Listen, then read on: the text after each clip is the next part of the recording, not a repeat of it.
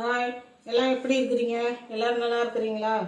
வாங்க, இன்றைக்கி கத்திரிக்காய் வச்சு மொச்சக்கொட்டை வச்சு ஒரு காரக்குழம்பு செஞ்சிடலாம். வாங்க, வானல் அடுப்பில் வச்சுருக்கேன். எண்ணெய் விட்டுக்கலாம்.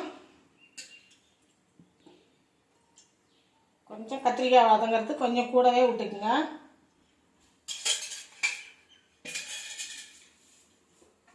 கொஞ்சமாக வெந்தயம் போட்டுக்கலாம். வெந்தயம் பொரியட்டும். வெந்தயம் பொரிஞ்சிடுது. கொஞ்சமாக ஜீரகம் போட்டுக்கலாம். ஒரு கைப்பிடி பூண்டு எடுத்து வச்சுருக்கேன், அதையும் இது கூட போட்டுக்கலாம்.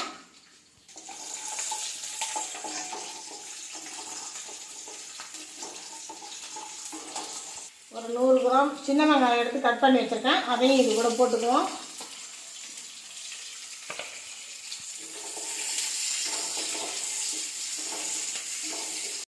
இந்த அளவுக்கு வதங்கினா போதும். இது கூட கருவேப்பிலை சேர்த்துக்கலாம். தக்காளியும் போட்டுக்கலாம். போட்டு இது கூட கத்திரிக்காய் போட்டு வதங்கும் போது எல்லாம் சேர்ந்து வதங்கிடும்.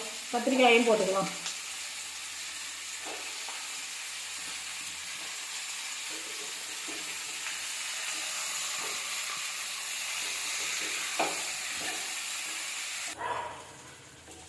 கத்திரிக்காயும் வெங்காயம் தக்காளியெல்லாம் நல்லா வதங்கிடுச்சு. ஒரு 100 கிராம் மொச்சக்கொட்டை எடுத்து ஊற வச்சு வேக வச்சு வச்சுருக்கேன், அதையும் இது கூட சேர்த்துக்கலாம்.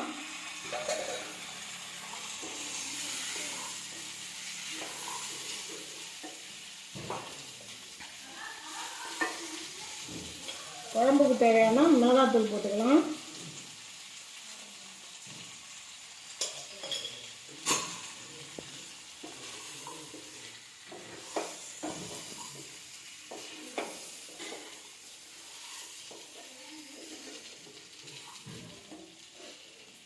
ஒரு எலுமிச்சம்பழம் சைஸு புளி எடுத்து கரைச்சி வச்சுருக்கேன், இதையும் இது கூட சேர்த்துக்கலாம்.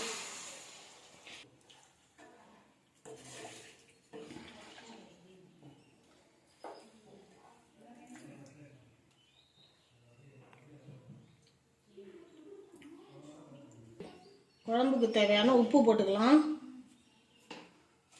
உப்பு காரம்லாம் எப்படி இருக்குன்னு பார்த்துக்கிட்டு குழம்பு நல்லா கொதிக்க வச்சிடலாம்.